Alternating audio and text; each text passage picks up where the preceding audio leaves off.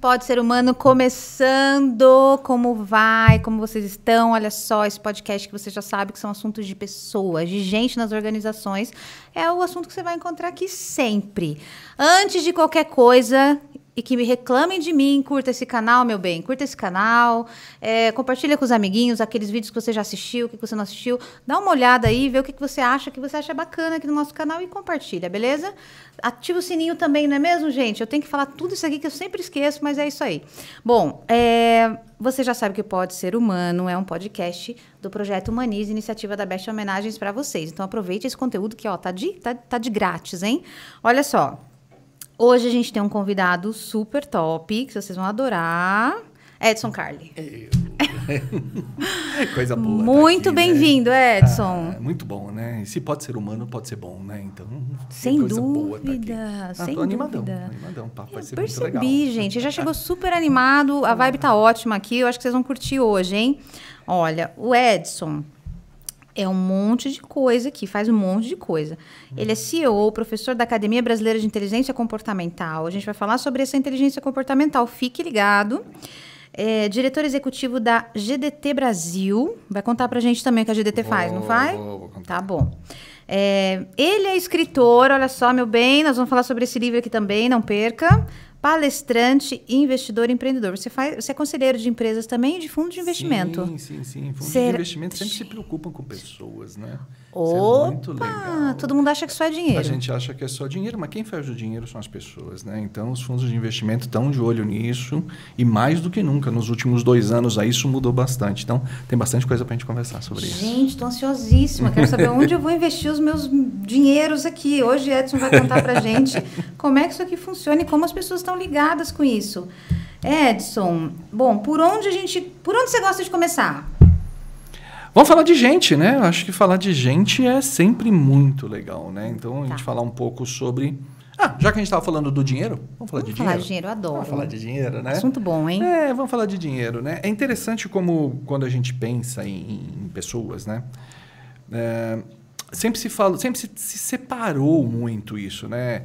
Pessoas, trabalho, o capital e o trabalho, como né? Se fosse antagônicos, como se fossem né? coisas antagônicas. Lógico, quando você estuda esse assunto, né? Tem aquela linha mais Ford lá, que tanto faz quem eu coloco para trabalhar aqui, né? Desde que a regra seja a mesma, né? Isso era uma verdade quando nós trabalhávamos na indústria. Né? Então, como é que era a indústria? Né? Aliás, uma coisa curiosíssima, né? A indústria tem tudo a ver com relógio. Né? Eu não sei se você sabia disso, mas é muito interessante. Quando a gente começou a ter as fábricas, foi a primeira vez que o seu tempo era vendido. Antes você acordava com o nascer do sol, dormia com o pôr do sol. Verdade. E fazia o que você tinha que fazer. Quando você ia para uma fábrica, você tinha uma jornada. Então, as fábricas tinham relógios. As pessoas passaram a vender o seu tempo. Então, os bens de capital eram da indústria. Tá. Então, o torno, a máquina, a esteira, a caldeira a vapor, tudo era daquilo. E tanto faz quem é a pessoa que eu coloco. Certo. Aí veio a Revolução Industrial, a coisa crescer. Tá? Vamos pensar no dia de hoje? Tá. Vamos pensar no dia de hoje, tá? As pessoas estão em casa nos seus home offices, na grande maioria. Né? Estão trabalhando com seus notebooks, com as suas planilhas, com os seus aplicativos e com as suas videoconferências, tá? Tanto faz o equipamento que eu coloco, o que faz diferença é a pessoa que está lá. É verdade. Então, teve uma mudança completa, muito forte em cima disso. Então, pessoas, o tal do capital humano, ele nunca foi tão importante. Nunca foi tão importante. Então, outra coisa que nós estamos mudando bastante agora, supervisão, controle, comando. As pessoas nunca tiveram tão abertas, independentes, autogerenciáveis quanto estão agora. Então, a gente falar de dinheiro, a gente está falando disso. Onde que eu coloco o meu dinheiro? Eu coloco o meu dinheiro onde o capital humano é mais interessante, onde tem mais potencial, onde eu sei que o meu dinheiro vai crescer, onde eu sei que os compromissos serão assumidos. Então, tudo isso faz diferença. Faz diferença na hora de investir. Eu vou comprar uma empresa. O que é uma empresa hoje? Né? Olha que pergunta bacana, né? Se você pegar os livros, sei lá, década de 90, você vai ver uma frase bonitinha escrito lá assim: organizações são definidas por pessoas, processos e tecnologia. Isso vai estar escrito lá. Tá. Então, vamos começar a pensar nisso. Processos. Me cita uma empresa cujos processos são únicos hoje em dia. Não tem. A gente tem um negócio chamado boas práticas de mercado. O jeito de fazer contabilidade, o jeito de fazer compras, o jeito de fazer o e-commerce. Pequenos detalhes, pequenos segredos industriais, beleza. Mas, no geral, os processos são iguais para todo mundo. Certo. São umas boas práticas de mercado. A tecnologia. Bacana. Tem a tecnologia Fabril, que pode ter uma diferença ou outra. Mas antigamente a gente falava, né, dos robôs da Toyota. Mas se eu quiser, eu posso comprar o robô do mesmo fornecedor que forneceu para a Toyota. Né? Eu posso comprar... Estou falando de Toyota porque é um modelo consagrado, não a empresa em si. Né? Mas você pode comprar os sistemas de gerenciamento hoje, os ERPs, eu posso comprar de qualquer um. Então, a tecnologia está disponível para quem pode pagar. Certo. Já não é mais uma definição. Aí a gente falou, e pessoas? Nenhum diferencial, que né? Bacana, né? Pessoas, legal. A gente tem tanta terceirização, tanta cadeia integrada, tanta cadeia de suprimentos, que eu não posso mais dizer que as pessoas da minha organização são só meus funcionários. Eu tenho um terceiro, eu tenho um gerente de projeto, eu tenho o cara da consultoria, eu tenho o fornecedor, eu tenho o cara da logística. Então, entender que esse capital humano integrado faz diferença no meu negócio, é isso que chama a atenção do investidor. Quem tem a melhor cadeia, quem está mais azeitado, como é que está funcionando isso, quais são os comportamentos que fazem isso funcionar. Então, eu acho que começar a nossa conversa falando isso, que gente é importante e não é romantismo. Gente é importante porque gente dá dinheiro. É tão simples quanto isso. Gente boa, dinheiro bom. Olha só, e aí quando você está me falando desses fundos de investimento que estão avaliando aonde vão colocar o dinheiro, dependendo das práticas de pessoas Sim. que você tem na avaliação. Como é que vocês avaliam isso? Como é que é avaliado? Que tipo de práticas vocês observam? Existe algum tipo de, não sei, assessment? Como que é avaliado isso? Como é que você sabe que a empresa fala, não, essa empresa aí realmente investe nas pessoas, traz diversidade, traz inclusão? Como é que é isso? O mercado pode fazer de 1000 maneiras. Tá. Vou dizer como é que a gente trabalha, como é que o meu grupo trabalha. Primeira coisa que a gente avalia é o quê? Para onde você quer ir? Você é investidor. O que você quer fazer? É um tiro curto? É um tiro longo? Você quer fixar marca? Você quer ganhar mercado? O que você quer fazer da vida? Porque nem sempre tem aquela ideia de que o lucro é importante. Pô, legal, o lucro é importante. Mas é só isso? Não. Eu posso entrar no mercado para ficar sem lucro durante 3 anos, se eu quiser ganhar mercado. Por que não? Aqui no Brasil teve várias redes de varejo que fizeram isso. Entraram com a proposta de vamos ficar no 0 a 0 só para ganhar mercado. Ok, faz parte do jogo. Né? Então, o que a gente avalia quando está entrando? Uma coisa muito importante, filosofia. Quem são as pessoas que concordam com o pensamento desta organização? Onde que ela quer chegar? Qual é o propósito dela? Sabe aquela história de missão, valores? Tá? Não é só um quadro na parede. Não devia ser, pelo menos, né? Não é e não pode ser, porque senão é uma mentira. Sim. Então, qual é o nosso objetivo? Onde a gente quer chegar? Legal. É lá que a gente quer chegar? Então, ok. Quais são as competências e comportamentos que nós queremos? Qual é o perfil de gente que eu quero? O que essas pessoas têm que acreditar? E aí nós vamos ter que voltar lá no comecinho do século XX para falar de uma coisa chamada behaviorismo, que é um palavrão. Estudo do comportamento, né? Vamos voltar lá atrás. Tem um negocinho chamado comportamento observável. E olha que legal. Isso é muito bacana. Eu posso fazer uma entrevista com você, te fazer 1000 perguntas. E você pode mentir 1000 vezes para mim. Ponto. Agora, o seu comportamento observável não vai mentir. Não tem segredo da alma que o comportamento não revele. É verdade. É verdade. Estou aqui pensando, eu observando o comportamento do outro, se há em mim algum tipo de julgamento que pode atrapalhar essa observação. Muito. E aí que entra o trabalho de uma consultoria especializada. O que a gente faz? Faço um ranking dos comportamentos observáveis. E você vai me dizer o seguinte, você observa ou não esse comportamento? Eu não quero saber se o comportamento é bom ou ruim. Tá. Você sem o julgamento de valor. Ou não esse comportamento e com que frequência.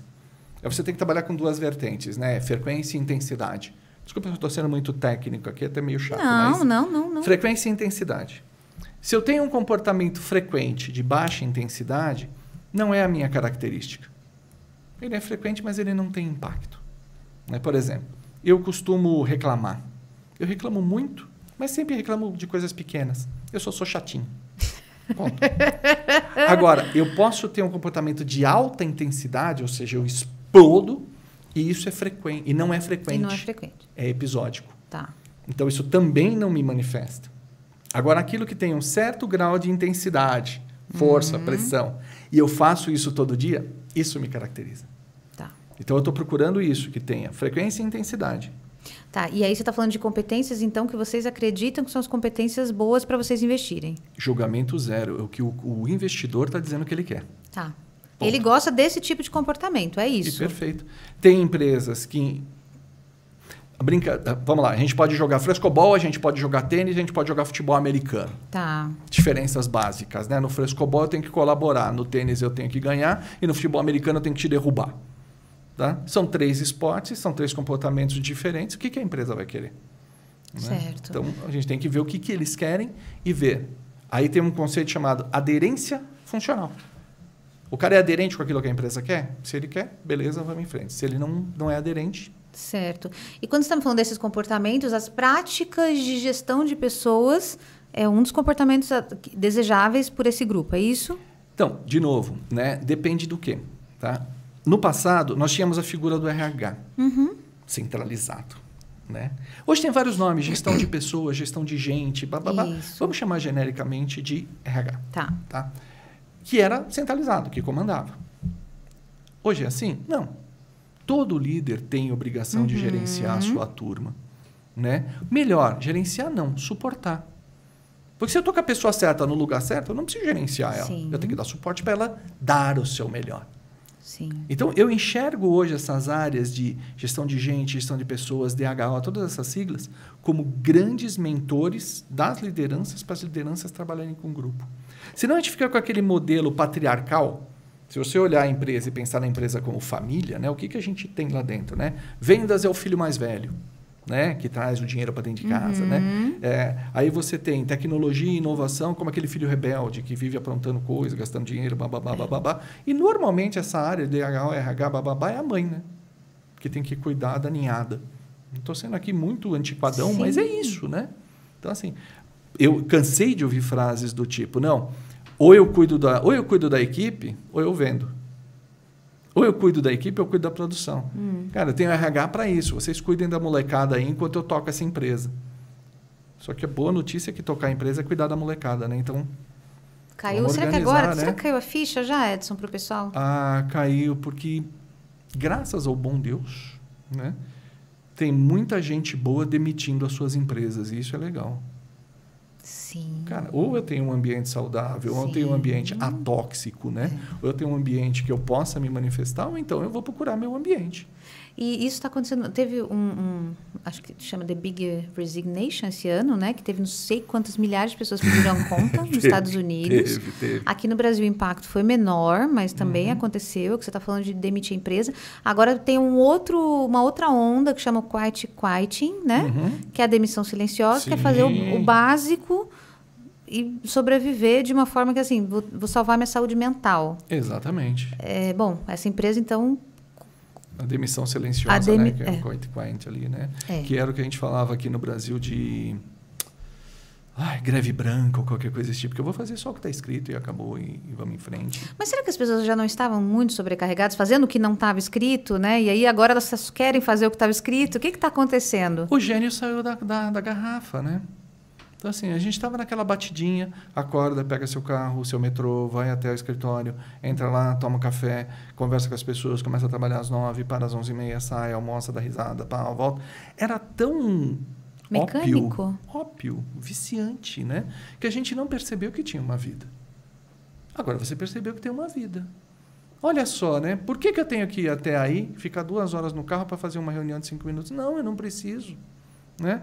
Olha, por que eu tenho que ter reunião de grupo, reuniões que são informativas? Cara, reunião informativa, me manda um e-mail. Me manda um e-mail. Né? E acabou. Ah, não gosta do e-mail? Não tem problema nenhum. Ó, chefe, grava um vídeo e manda para todo mundo. Porque é informativa. Eu só vou receber a informação, eu não tenho espaço para feedback, questionamento, nada. Por que parar todo mundo? Já tem muito cliente meu fazendo isso. O chefe está lá, entra numa área como esta aqui, grava um podcast para os seus funcionários e tchau. E fala, olha, se alguém tiver alguma dúvida, eu estou no telefone tal. Gente, fantástico. Eu posso ouvir a reunião durante uma caminhada. Criamos oportunidades e janelas de trabalho que a gente não imaginava. A gente não imaginava. Então, realmente está difícil. Então, o mercado hoje ele inverteu. Lógico, eu sempre estou falando de gente dedicada, gente com alto potencial, gente com empregabilidade. Né? Vamos fazer esse recorte, porque é importante. Pessoas com empregabilidade não estão mais presos. Decididamente não estão mais presos. Eles estão procurando quem vai entregar o melhor para eles. E aí o grande desafio da empresa, antes a gente falava em engajamento. Não é engajamento agora, é sedução. Ele precisa seduzir o cara. O líder agora ele tem que ter seguidores. Seria fantástico se essas reuniões a gente pudesse dar like na reunião do chefe. Já pensou que legal? E a gente medir o desempenho da chefia pelos likes que ele recebe dos funcionários. Interessante isso. Seria fantástico, maravilhoso. E os dislikes? O que a gente faria com os dislikes? São ser anônimos, eu acho que a gente não tem essa maturidade ainda, né? Não tem toda essa maturidade ainda. Mas é interessante isso, né? Como mudou. Então, o mundo mudou. E aí a gente volta à pergunta original, né? Onde pôr meu dinheiro? Onde o ambiente é mais saudável. Porque tem uma coisa invisível, né, Vivi, que é o custo de demissão e reposição. Sim, a gente estava conversando isso agora, hoje mesmo. É um custo que as pessoas não estão vendo. E o custo das pessoas doentes no trabalho, a gente está falando muito sobre saúde psicológica, segurança psicológica, né, Edson? É um custo, além, né, de onerar a assistência médica, que a pessoa ficou doente, sim, né? As ausências, a performance que já não tem mais. É um custo que as pessoas, talvez as empresas não estejam mensurando ainda, mas pesado. É alto. Te contar uma coisa que está acontecendo com a gente lá. Nós temos um núcleo de atendimento, lógico, né? Tem que cuidar da saúde mental de todo mundo. E antes, lá, 2018, 2019, era assim, 1 por semana, 2. Hoje são 4 por dia. Esse núcleo que você está falando de atendimento, eles atendem empresas? É alguma coisa? Atende empresas. Como que é isso? Me conta. Bom, funciona assim. Tem todo um mercado de coaching, não sei o que, blá, blá, blá. Vamos deixar isso aqui de lado, lá quem gosta, gosta. Tá bom. Um pouquinho de cenário. Os líderes nunca tiveram tão sozinhos como estão agora. É verdade. Ponto. Né? A liderança ela é um deserto e fim de papo. Eu tenho que aguentar a pressão que vem de cima e mostrar que eu sou inteligente pra caramba. Eu tenho que passar a instrução para baixo, concordando ou não, e continuar mostrando que eu sou inteligente pra caramba. E aquilo que eu sinto, eu guardo para mim. Olha que cenário lindo. Pesado, né? Pesado. 1 dia, 2 dias, 3 dias, 1 mês, 2 meses, isso vai derrubando o sujeito. Sim. Ele vai se reunir com os colegas dele para falar isso? Não, porque ele não quer mostrar a fragilidade vulnerabilidade dele. Então, o que existe? Um mercado onde pessoas de barbinha branca, como eu, abrem um espaço seguro, muito parecido com um espaço de terapia, mas não tem nada a ver com terapia, onde, vamos conversar, aqui você pode se abrir. E aqui você está protegido pela ética. Aqui eu vou te dar conselho. Né? Então, a gente chama genericamente isso de mentoria, mas, na verdade, é um espaço seguro para o cara poder desabafar, para ele falar das dores dele, para ele falar do que está acontecendo, para ele contar. E esse espaço começou a proliferar. E as empresas começaram a contratar esse serviço, acredite ou não, aceitando todas as regras do Código de Ética. Você vai pagar, mas você não vai saber o que o cara está falando. É bem rígido, tem que ser rígido, né? Muito senão, rígido. Claro. Para que essas pessoas possam desabafar, para que elas possam receber instrução de alguém que não está no dia a dia. E no início desse trabalho que você presta, desse serviço, tinha 2 por semana? Por aí. Quando começou esse trabalho? Foi logo nos primeiros meses já de pandemia. Então, em 2 anos... Subiu demais isso. É uma coisa de louco. E foi para 4 por dia. De não ter agenda. Uma coisa assim da gente ter que parar e falar, bom, vamos multiplicar esses trabalhos de mentoria, porque formar mais mentores e coisas desse tipo, porque não está dando conta. Todo mundo pode ser mentor? Não, eu não acredito nisso. Né? Então, assim, o bicho tem que ter estrada, né? Tem que ter cicatriz de batalha. Né? Reserva de mercado? Você pode até ser, você pode achar o que quiser. Mas, para você dar conselho, você tem que ter ido lá. Né? Então, assim, se eu nunca fui num lugar, como é que eu posso te educar a ir para lá? Então, as pessoas que a gente usa para dar essa mentoria são mais seniors. Né? Gente que aprendeu. E tem ido muito bem. As pessoas que têm participado disso têm começado a recobrar o seu equilíbrio, têm começado a entregar melhor, têm começado a se sentir melhor. né? Óbvio que não posso divulgar nem nomes nem condições, claro, fica tranquilo. mas fora do ar eu quero te mostrar depois alguns áudios, que é muito divertido que o pessoal me manda. Eu vou saber, eu adoro essa coisa, né? É muito legal do pessoal dizer assim, olha, minha vida melhorou nesse sentido, eu estou conseguindo pensar melhor nisso aqui. Que coisa né? incrível. Olha o que está acontecendo. Os contratantes dizendo, olha, não sei o que vocês fazem, mas as pessoas estão melhorando, isso é melhor. Então, é muito bacana. Sim. Tem um trabalho humanitário nessa brincadeira. Sim, e é incrível essa preocupação. Bom, primeiro que bom que tem esse tipo de espaço, sabe, Edson?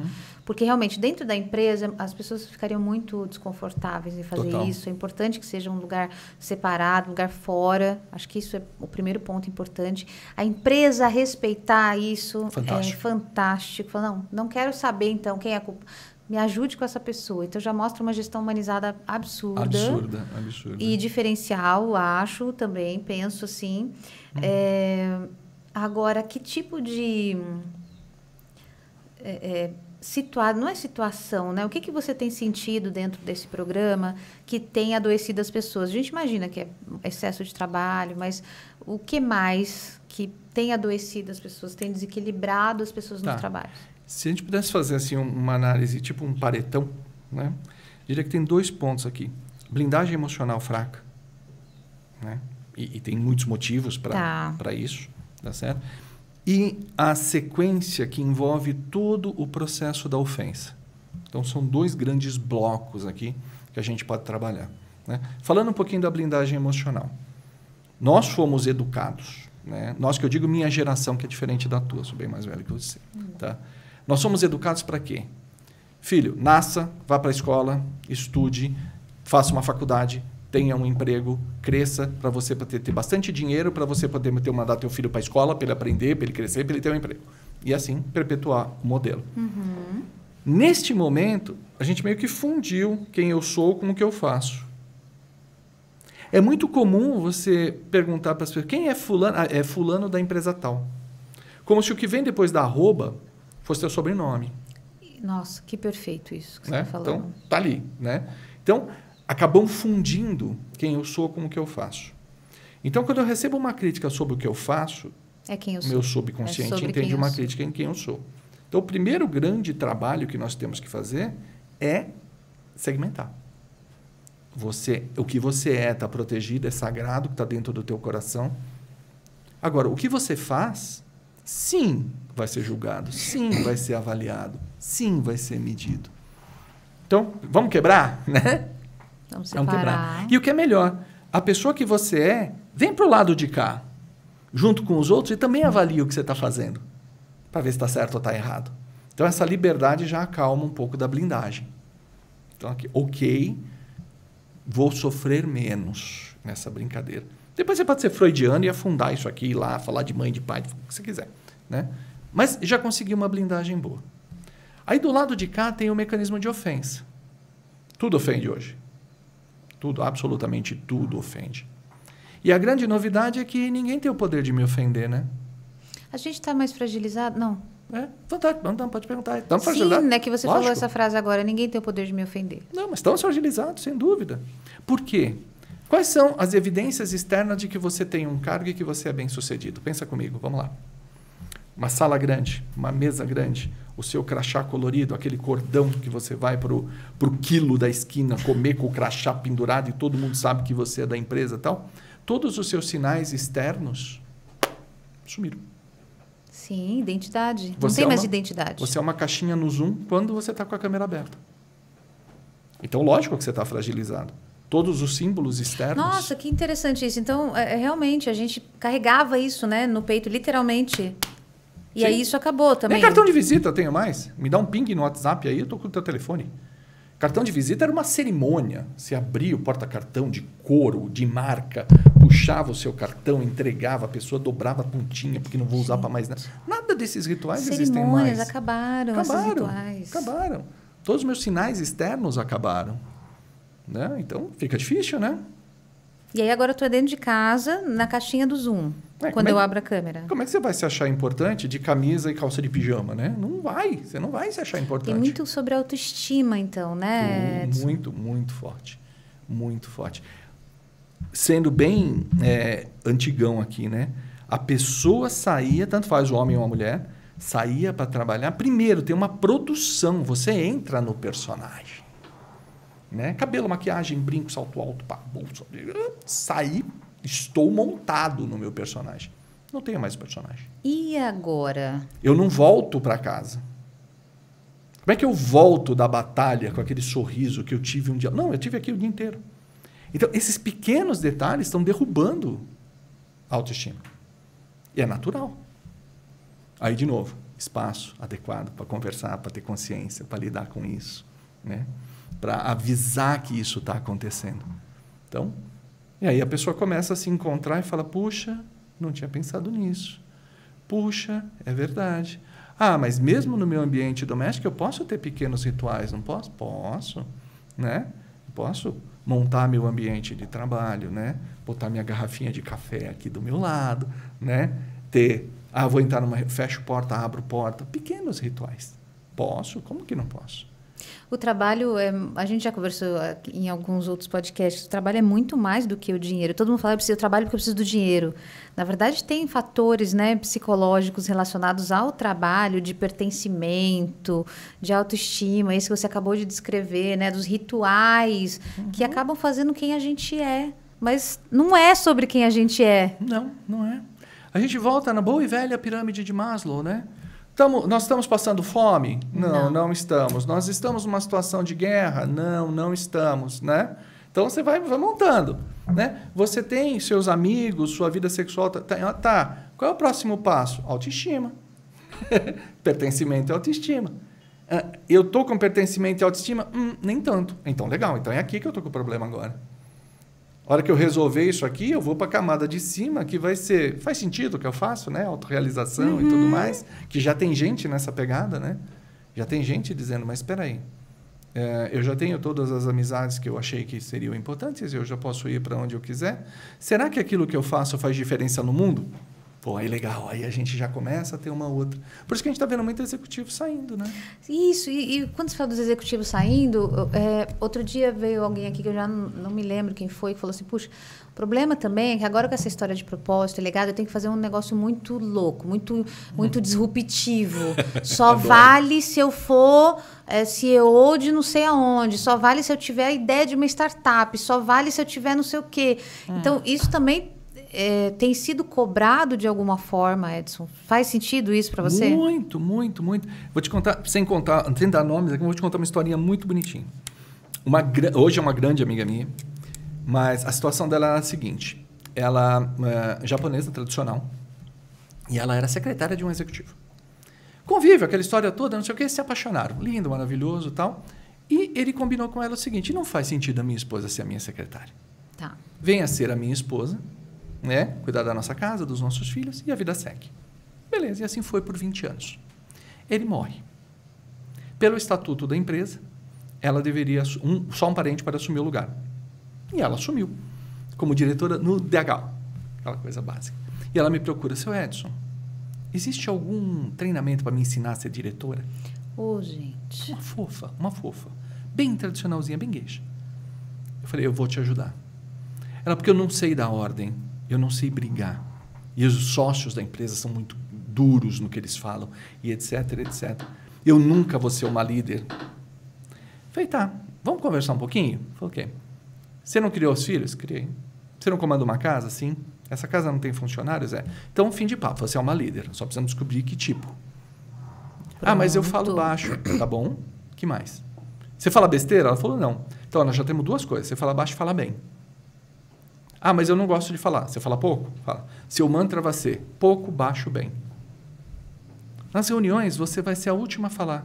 Porque você vai falar pouco, baixo e bem. Nossa, que incrível. E vai encaixar as perguntas certas. Primeira reunião foi cruel, a segunda nem tanto. Um mês depois, as pessoas estavam aguardando o momento dela falar. Ela fazia as anotações dela e no pouco, baixo e bem dela, ela pôs ordem na casa. Então, essa história, ela me remete muito a isso. Eu preciso ser disruptivo? Não. Mas eu preciso colaborar com a sociedade de alguma forma. O único motivo de vivermos em sociedade é ser útil. Senão não tem por que viver em sociedade, vai viver nas montanhas. Sim. Né? Então, se eu pudesse ser útil, mesmo sem ser disruptivo, mesmo sem criar uma startup, unicórnio, etc., está valendo. Então, esse papo é importante, a gente trazer as pessoas para a realidade. Sim, porque a gente está falando até falando uma pirâmide, né? A parte de baixo todinha, que é uma parte operacional, vai falar, gente, mas eu trabalho aqui na contabilidade, eu trabalho aqui no faturamento, eu trabalho aqui... Que diferença será que eu estou fazendo? Então, o mundo tem... A sensação que eu tenho às vezes, que o LinkedIn cobra da gente... que o LinkedIn cobra essa coisa do você tem que ser sensacional, você tem que colaborar com o mundo, senão você... Cadê seu propósito? Cadê seu legado? Né? Que se fala muito. Então, como que, Edson, se você conseguir me ajudar, como nas tarefas operacionais eu posso ver isso? Eu posso falar, puxa, eu estou fazendo alguma coisa que faz sentido. Legal. Tem um trabalho específico para isso. Né? Então, o que está mudando quando a gente olha também para o mundo, modelo de administração? Departamentos, né, são coisas grandes que mentes pequenas criaram. Acho que isso é importante. Porque você pode falar hoje, fulano trabalha na contabilidade. Não, ele está ligado num fluxo de processo que vai do pedido do cliente até a compensação bancária.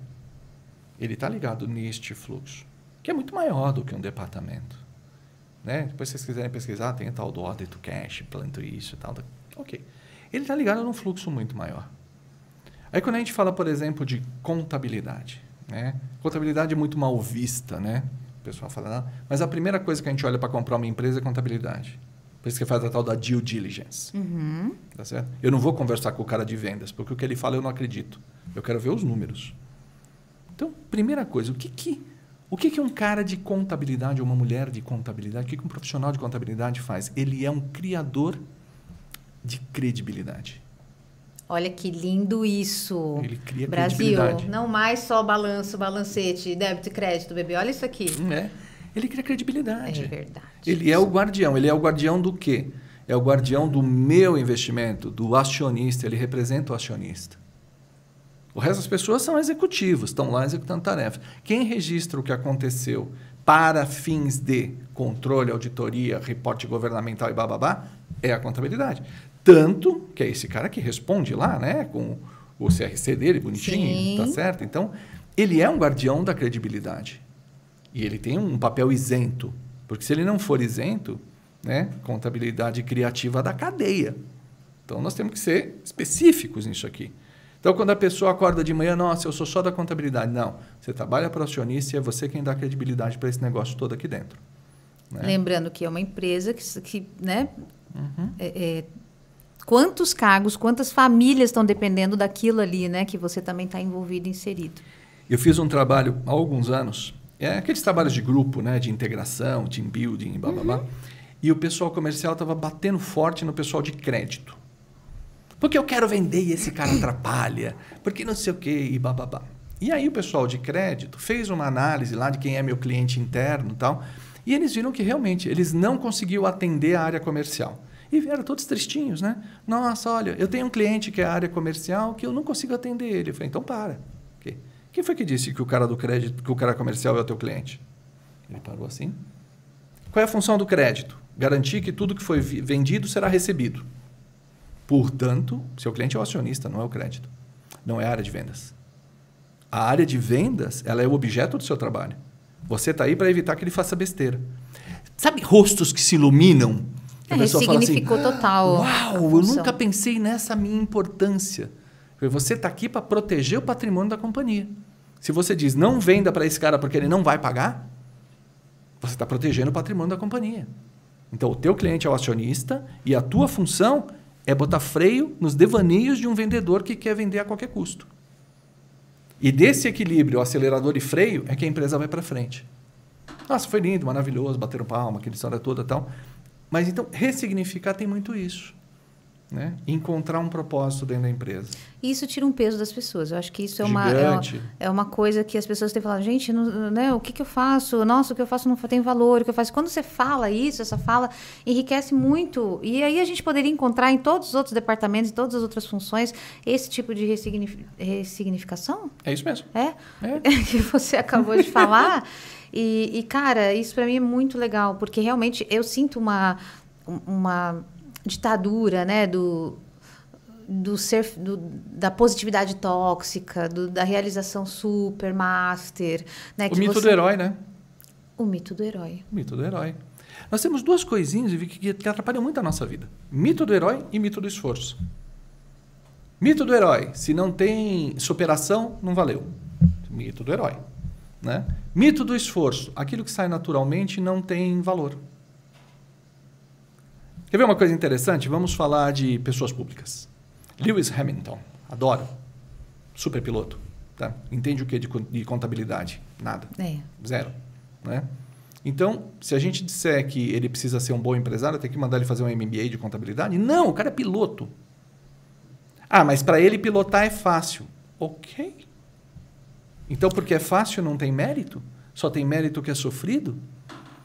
Porque a gente tem que chegar na roda do bar, né, com a nossa cerveja e falar, nossa, a minha vida está puxada, a semana foi terrível, para todo mundo olhar para você e falar, nossa, como ele é importante.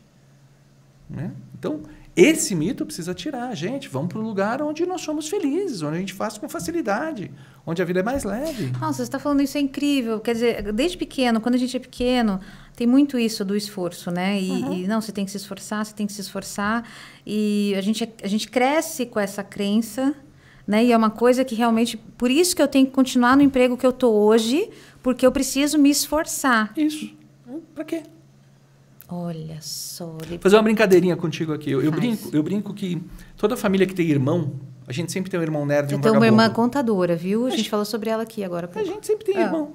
Quando tem mais de um irmão, um é nerd e um é vagabundo. Né? Eu tinha um irmão nerd, eu sei como é que é isso. Então, a gente sempre tem um irmão nerd e um vagabundo. Né? Aí, quando as mães se encontram para conversar, para falar do filho nerd. Ah, como é que é fulano? Ah, fulano não me dá trabalho. Ponto.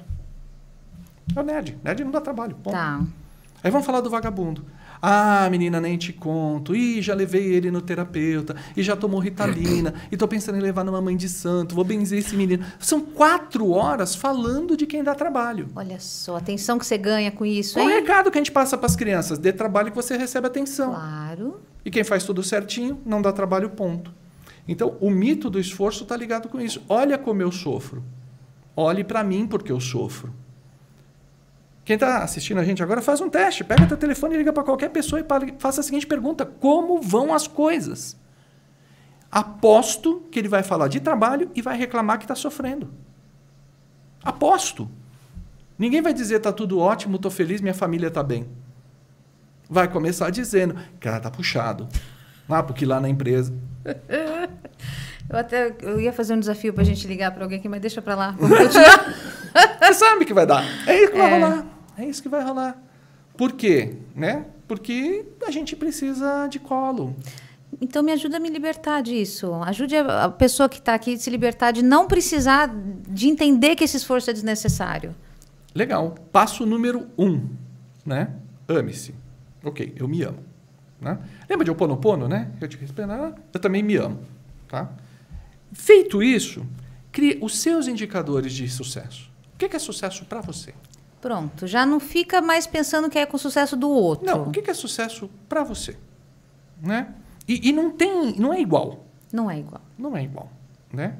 Sucesso é você, exemplo, poder ter tempo para você. Sucesso é chegar às 3 horas da tarde e falar, hoje eu vou assistir Game of Thrones até às 5, porque é o meu tempo.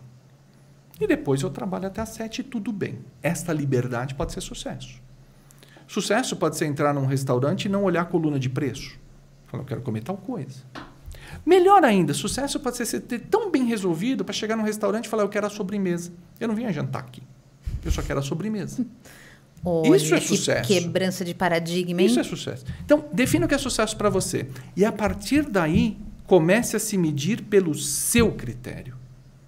Você é o seu líder. Você é que decide se você é bom ou não. Esse é um ponto importante. Aí tem uma horda de pessoas que vai falar, você não conhece a minha realidade, porque a minha empresa é assim, porque a minha empresa é assado. Tá bom.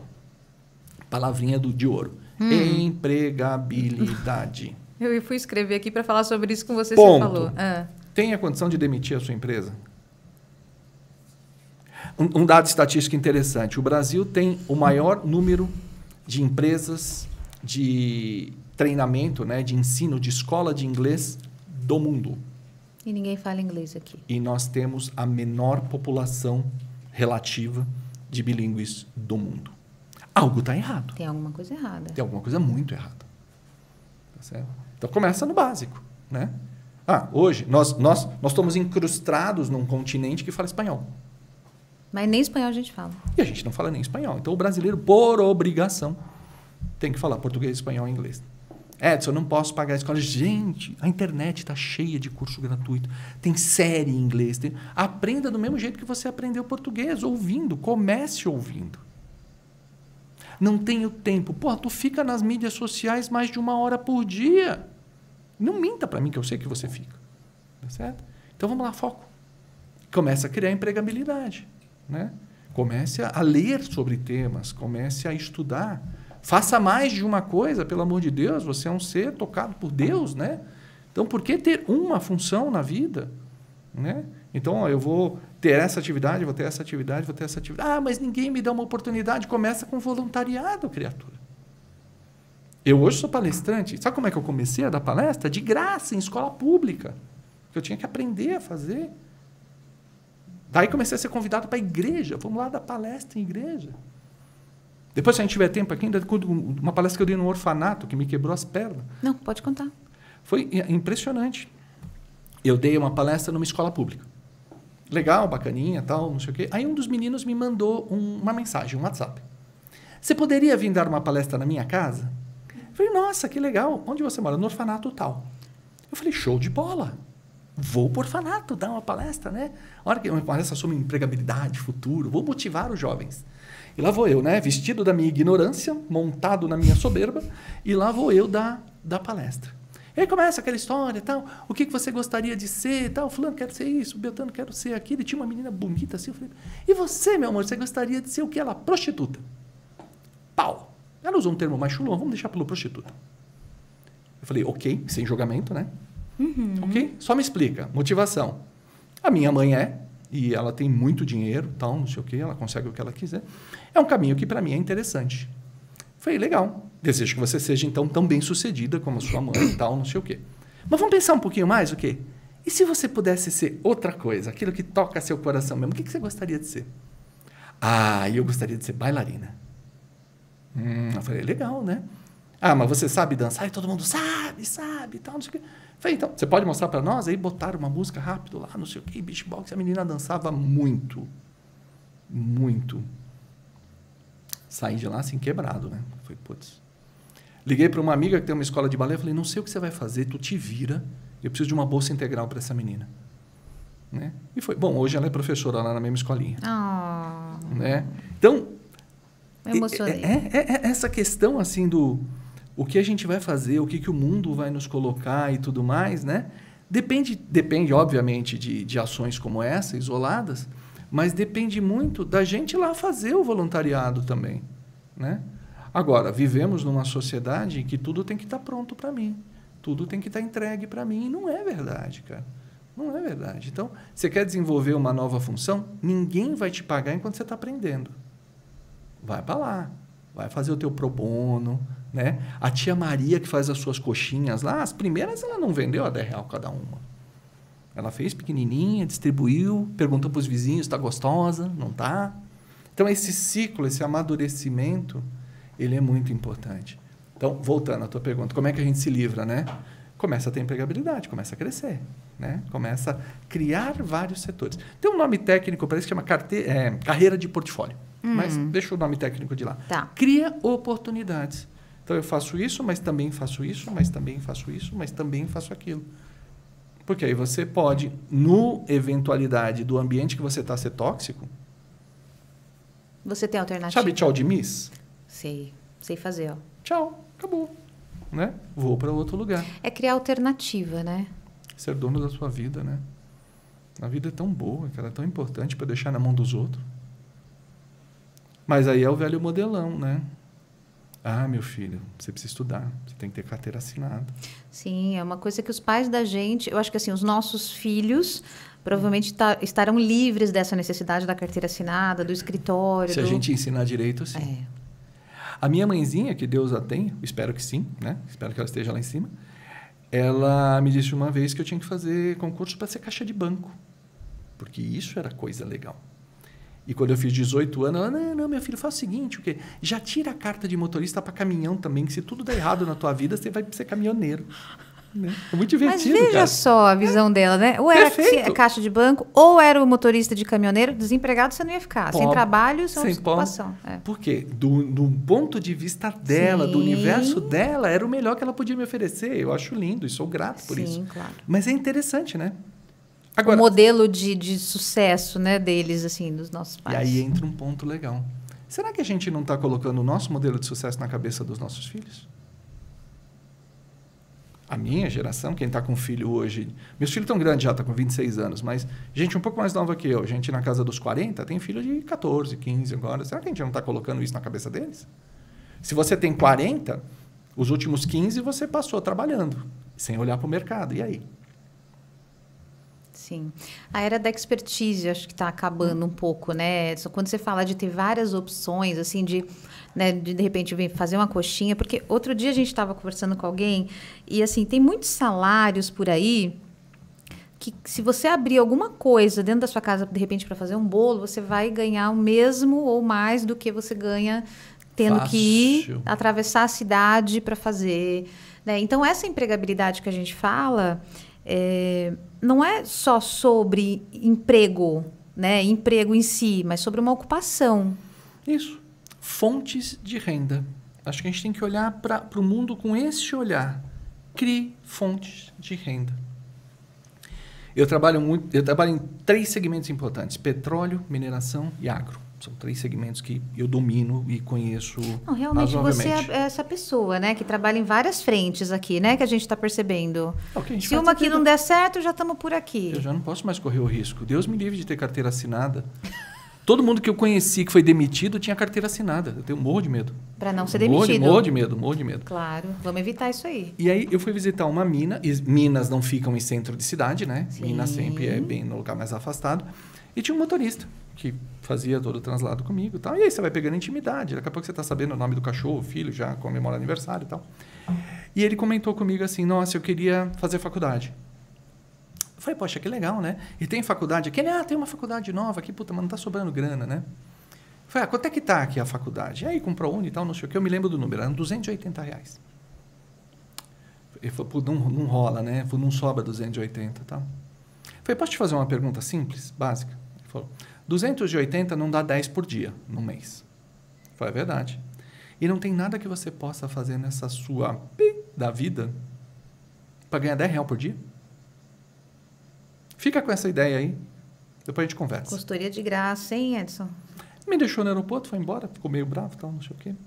3 meses depois estou eu de volta e tá ele lá, todo feliz, assim, pipocando, né? Louco pra eu falei, chegar. você aqui, né? Eu estava esperando você chegar. Falei, o que você aprontou? Ele falou, estou fazendo faculdade. Falei, olha que legal. Arrumou o dinheiro, né? Ele, então, voltei para casa e fiquei me olhando no espelho e me chamando de burro 2 horas, né? Aí eu olhei pro quintal, eu tinha uma motinho que estava parada lá. Falei, o que você fez? Vendeu a moto? Ele falou, não, melhor. Arrumei a moto.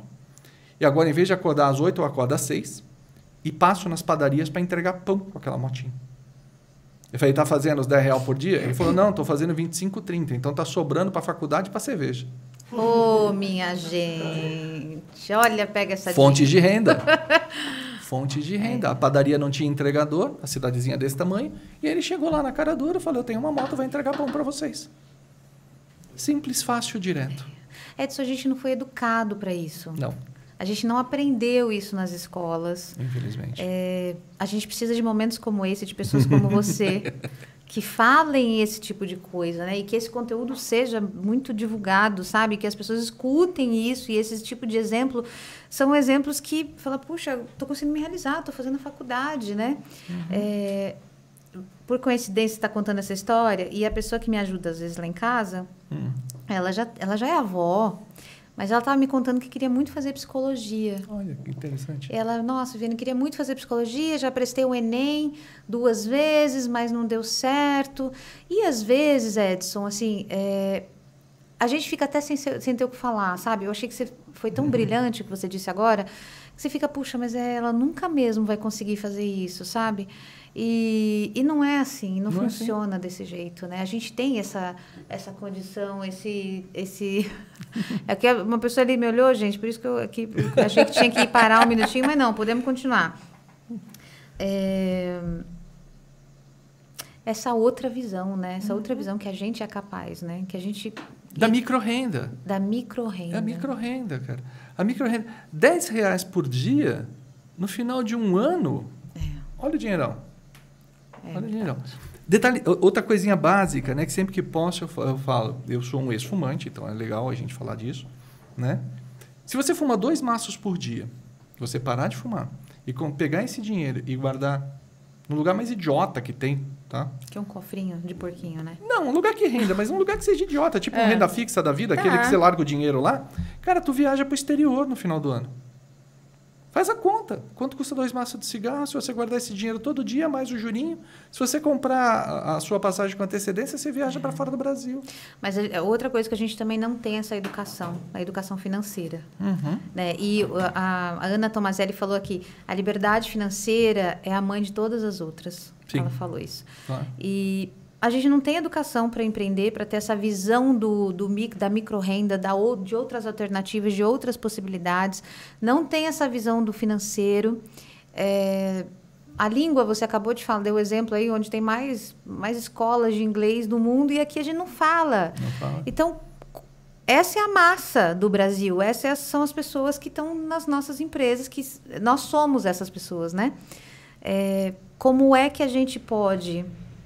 Além disso tudo que você já está contando para a gente, como iniciativa privada, como organização, ajudar nessa educação, porque, na verdade, acredito que não é mais um papel, não vai ser o governo que vai resolver essa parada. Não, decididamente não. Não vai ser. Independente de que lado a gente vá, não vai ser. Ponto. É isso. Ponto. Não vai ser. Não vai ser por um motivo muito simples, não interessa ser. Infelizmente. Não interessa. A quem interessa ter gente boa? Nós que contratamos as pessoas, gente boa. Sim. Né? Cabe a nós. Né? Então, faz sentido que a iniciativa privada precisa ter essa visão de educação também, Sim, Edson? sim. Faz sentido. Não só educação básica, né? Sim. Pessoas bem formadas, pessoas que saibam interpretar um texto, pessoas que saibam falar mais de um idioma, pessoas que saibam interpretar um número. Estou falando de coisas bem básicas. Sim. Né? No nosso grupo, por exemplo, a gente já tem uma regra que é a seguinte: você tem uma ideia legal? Tem, me apresenta. Se virar negócio, nós viramos sócio. Traz a sua ideia. Tem espaço para isso. Né? Então, assim... E tem empresas grandes, não vamos falar o nome de empresa aqui, que tem as suas próprias incubadoras e falam, traz as suas ideias, que se funcionar, nós estamos juntos. Né? Tem uma empresa muito boa no mercado que ela diz o seguinte: me traga a sua ideia. Se ela funcionar, eu te dou licença do teu cargo durante 1 ano para você investir na tua ideia. Do final do investimento, no final desse 1 ano, a gente tem 3 situações possíveis. A ideia é muito boa e eu sou teu sócio.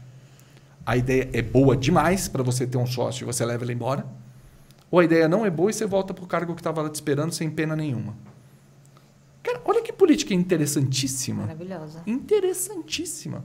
Para Ninguém incentivar. perde, não tem perda praticamente. Isso. Mas aí a gente precisa voltar um pouquinho, Vivi, se você me permitir, a gente voltar um pouquinho. Vamos voltar.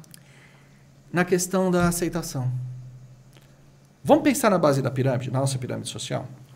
Você já deve ter visto essa cena 1 milhão de vezes. Pessoal reunido, festejando, fazendo seu churrasquinho, família. E, de repente, chega aquele cara que pensa diferente. Aquele cara que fala, não, mas a gente tem que pensar no nosso trabalho. Não, gente, mas desculpa, mas isso aqui eu tenho que ir lá porque eu tenho uma aula de inglês agora. Quais dos 2 cenários é mais provável? As pessoas dizerem, nossa, pô, esse cara é bacana. Ou falar, ih, lá vem o fresco, ó. Ele não é um de nós. Qual que é o cenário mais provável de acontecer? É o segundo. O segundo. E quem que gosta de ficar fora do seu grupo familiar, do seu grupo de pessoas e tudo mais? Ninguém gosta. Então tem um bloqueio social. Importante. Essa mesma regra serve para quem vive de uma família que tem hábitos alimentares ruins e o cara quer ser fitness. Não vai rolar. Não vai rolar. Tá certo? O cara que não bebe e tem amigos que bebem. Então, essa questão do eu preciso participar do meu grupo detona muita gente. Detona muita gente. Porque lá na frente esse cara vai ouvir a famosa frase: mas para você foi fácil, você teve sorte. Mas tudo bem, faz parte do jogo. Agora, a gente precisa ensinar as pessoas a isso. Prosperidade ética. Essa palavra tem que ser martelada e martelada e martelada até entrar na cabeça das pessoas. Seja próspero, seja ético. Aí nós vamos criar uma nova área. Mas que esse abismo social que a gente tem no Brasil fica difícil. Fica bem difícil.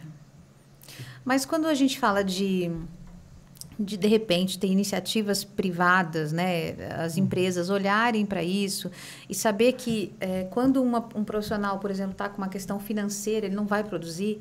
Então, se eu penso que eu posso ensinar de alguma forma aquele profissional... Melhora muito. Vai melhorar meu clima interno, o engajamento dessa pessoa, né, o compromisso. Porque ninguém dorme se tem uma dívida. Isso não é custo, não. Sim. Isso é investimento. Sim. E a gente falava... A área de RH, por muito tempo, foi uma área muito, como você disse, centralizada, muito operacional também. Mas acredito que a gente precisa olhar hoje para o que é um ambiente de segurança psicológica, né? Que ele possa falar, ei, eu estou com um problema financeiro. Né? Abrir isso para que aí sim a empresa tenha métodos, tenha ferramentas. E isso faz sentido, né? Por mais que seja difícil a gente falar, puxa, a empresa já tem que pagar esse tanto de imposto, ainda também agora tem que ensinar as pessoas a educação financeira. Tem, é isso? Tem. E isso tem que estar na tua linha de CAPEX. Isso é investimento, isso não é despesa. Porque se eu perder esse cara, repor esse cara custa muito caro. Né? Então eu preciso dele aqui dentro. E eu preciso dele fiel. Quando eu estava com um problema, a empresa me ajuda. Eu preciso desse cara fiel a gente. Tá certo? Então, sempre vai trazer bons resultados. Sempre vai trazer. Então, botar esse povo para dentro de casa, educar esse povo, preparar esse povo, sempre é muito bom. E desde a base da pirâmide, não tem que dar só para gestor, supervisor, não, executivo. Tem que trabalhar a base da pirâmide. Olha, você vai entrar aqui, nós vamos te alfabetizar muitas vezes, precisa, ou dar um reforço de alfabetização, porque a gente tem analfabetos funcionais. Sim, diz que é mais 80%, 90% da população. E o que é importante, pessoas funcional. Absolutamente brilhantes. Não vamos confundir cultura com inteligência. São absolutamente inteligentes e pouco cultos, né? Então, imagina que esse cara com a inteligência dele, se você der cultura para ele, o que esse cara apronta. Tá? Então, tem um investimento aí, sim, muito importante, que precisa de mentalidade de longo prazo. Né? Então, olhar isso. E, curiosamente, eu falo lá do nosso ambiente seguro, né? Tem algumas pessoas que são de RH, gestores de RH, que estão lá. Esses, então, é ao quadrado a pressão, né? Porque ele tem toda a pressão do executivo e mais toda a outra que ele tem que cuidar também. Né? E o que eu converso muito com eles você quer ser valorizado? Fale o idioma correto. O idioma dos números. Então, não adianta. Você está lidando com uma diretoria, você está lidando com um investidor, você está lidando com um fundo de investimento. Então, traga números. O RH ainda erra muito nisso, eu vejo. Bastante. A gente fala de dinâmica, fala disso, fala daquilo, e fica até aquela conotação, o pessoal do abraço, o pessoal do não sei do quê. Abraçar a árvore, né? Vamos abraçar a árvore. E a gente precisa aprender a mostrar esse valor por meio de números, né? Sim. Então, muito além da redução do turnover, aqueles indicadores clássicos, né? Por exemplo, você tem um investimento em T&D, né? Fiz um investimento em T&D. Mas eu vou mostrar esse número. Eu vou mostrar o seguinte, para cada dólar que eu gastei com treinamento, quanto que a empresa deu de lucro? Tem que cruzar esses dois números. Como foi minha retenção, quanto era o turnover lá, quanto é agora? Tem que cruzar esses dois números. Sim. Né? Então, a gente precisa olhar para estes números, relação folha-lucro. Então, começar a conversar números importantes. Né? Outro dia uma pessoa falou, nossa, tomei uma burdoada na reunião porque o quadro aumentou. Falei, tá legal. Vamos fazer uma conta rápida aqui? Produção em tonelada por pessoa? Aí era quase o dobro. Eles estavam produzindo o dobro por pessoa. Então o quadro aumentou porque a produção aumentou. É simples, você não vai tomar mais burdoada. Sim. Né? Então, aprender a falar o idioma. Número. O idioma dos números. Que é um raciocínio analítico que muita gente de RH, de pessoas, não desenvolveu. Ainda falta. Né? Precisa ter. Infelizmente ou felizmente precisa ter. Né? É um pouco aquele livro, As 5 Linguagens do Amor, né? Fala a linguagem do outro, cara. Senão o outro não vai te ouvir. Sim. Então, é bem interessante. É verdade, faz todo sentido. Dentro do teu espaço de escuta, você pode falar o nome da empresa sua? A minha posso. É a academia. Academia de Inteligência. Então, é lá que tem o espaço de escuta? Sim, é lá mesmo. Academia Brasileira de Inteligência Comportamental. Tá bom. Comporte-se de maneira inteligente, não sofra. Bem interessante. Não sofra. Não sofra. Adote comportamentos inteligentes que você não sofre. Outro dia eu vi, e aí não sei se faz sentido, tá? Vou se trazer não fizer, e você faz, exatamente. A gente faz, dá. Puxa, não vou lembrar. Aonde eu... foi um psicólogo. Falando que existe uma teoria, não é uma teoria, é uma linha da psicologia que trabalha com aceitação. Sim. Eu não lembro o nome da linha, né? Mas trabalha com aceitação. Então, assim, tudo que me vem, eu vou trabalhar com aceitação. É isso. Esse é isso. Então, eu vou caminhar com isso daqui, vou aceitar. Provavelmente é o fatalismo. Não sei. Aceitação pura. Tá. É isso, acabou. É isso que você está me dizendo? É sobre aceitar e não sofrer ou não é sobre isso? Não, longe disso. Longe disso. Não preciso ficar aceitando tudo isso aqui, não. Não. Primeiro, vamos lá. Primeira regra, né? O ambiente é soberano. Vamos pensar assim. O ambiente é soberano. Nós estamos agora estabelecendo um ambiente, eu e você. Tá certo? Você tem seu papel, eu tenho meu papel, a turma que está nos filmando tem o papel deles. Tem um ambiente estabelecido aqui. Eu posso levantar daqui e ficar em pé em cima da mesa? Não. Posso, mas não é adequado. Isso, você pode, mas não é adequado. Exatamente. Então, todo o ambiente vai ser soberano. Ele difícil. vai ter comportamentos adequados e inadequados. Então, primeira base da inteligência comportamental, leia o teu ambiente. Quais comportamentos são adequados e quais são inadequados. E percebe que eu não estou falando bom e ruim? Sim. Estou falando adequado e inadequado? Sim. Se essas mesmas pessoas, essa mesma mesa, fosse um happy hour e tivesse todo mundo bêbado, era absolutamente adequado eu subir na mesa. Mas não é o caso. Porque o ambiente, ele é perfeito. Então, a gente tem que olhar para isso. Então, primeira regrinha é que o ambiente é soberano. Tá. Beleza. Segundo ponto. Ambiente, relação entre dois seres vivos, duas pessoas, uma pessoa e uma planta, uma pessoa e um pet. Qualquer relação entre dois seres vivos é um ambiente. O ambiente é definido pelo interesse. Você tem interesse em estar aqui, eu tenho interesse em estar aqui, eles também têm. Se a gente não tivesse interesse, não estava aqui. Certo. Então, pense da seguinte maneira. Enquanto o interesse prevalecer, esse ambiente vai existir. Ou seja, você pode reclamar à vontade do teu emprego. Mas você está aí porque você quer. Porque o ambiente persiste por causa do interesse. Em algum lugar dentro da tua cabeça perturbada, você fez a conta e falou, caramba, se eu mandar esse pessoal caçar sapo, eu tenho que procurar emprego, eu tenho que ir a um lugar, não aguenta a rejeição, não quero fazer entrevista, não tenho empregabilidade, então é melhor ficar quieto aqui. Reclamando, quieto não, né? Reclamando, porque quando eu reclamo... E aí entra no terceiro ponto importante. Todo comportamento só existe porque é premiado.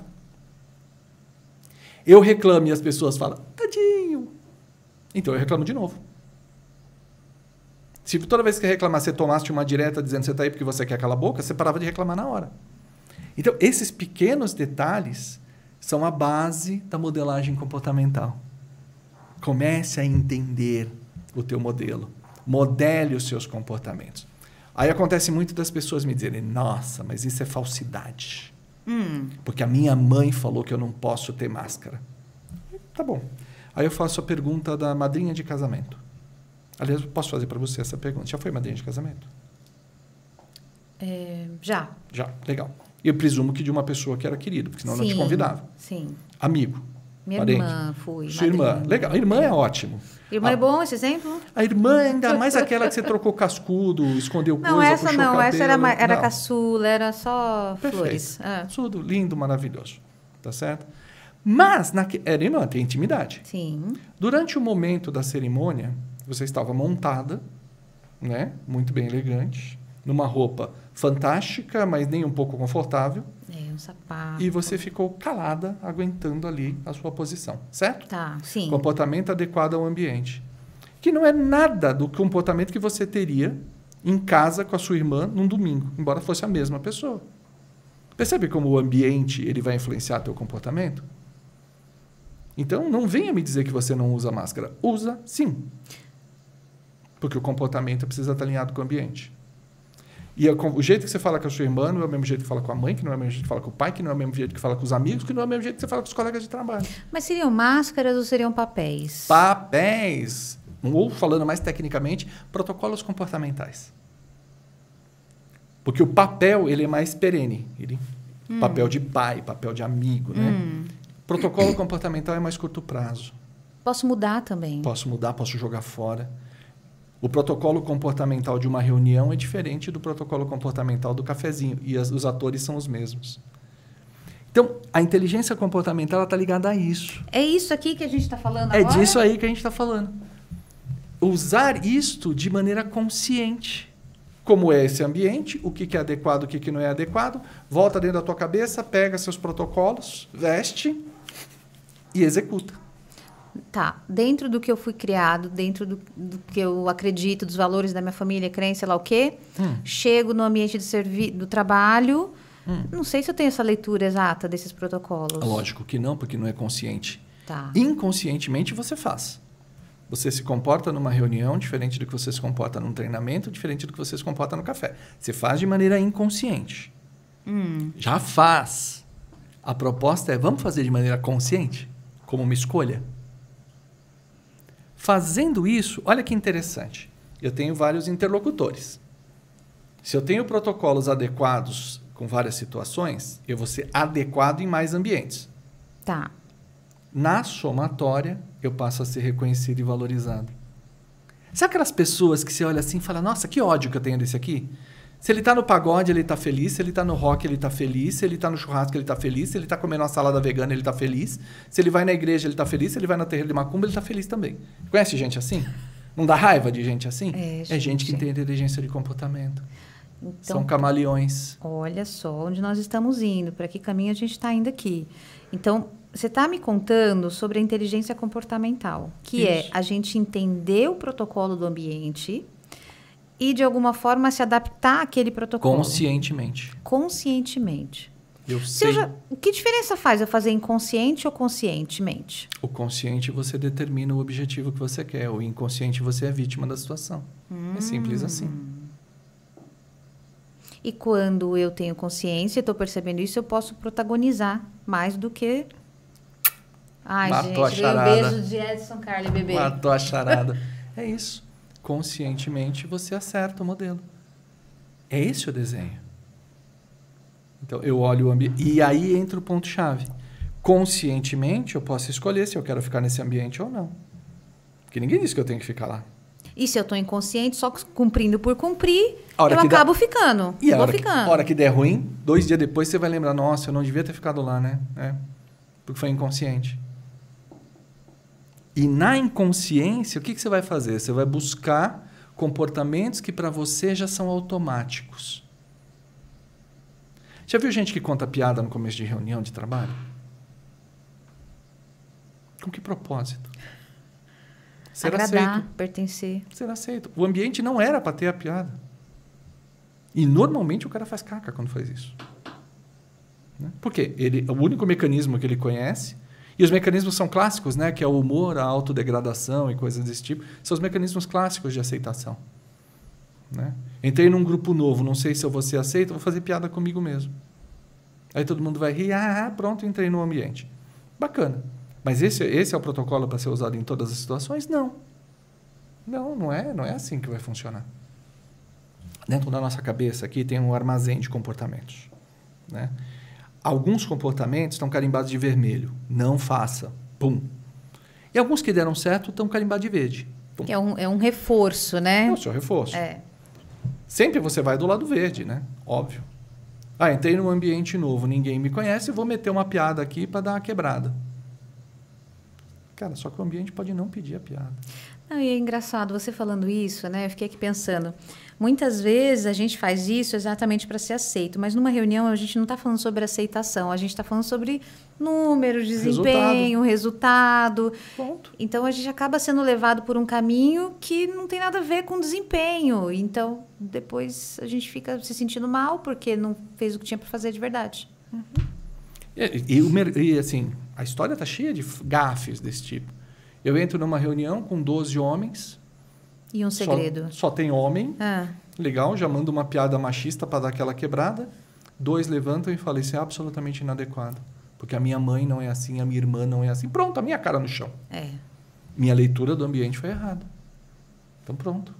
A sua leitura foi errada e eu vejo que hoje as pessoas estão começando a mudar esse lugar, né? A gente não tem mais aceitado esse tipo de situação. Eu acho que por muito tempo a gente aceitou o cara que faz as piadas sem graça, né? Que você olha e fala, ri, continua completamente fora de propósito.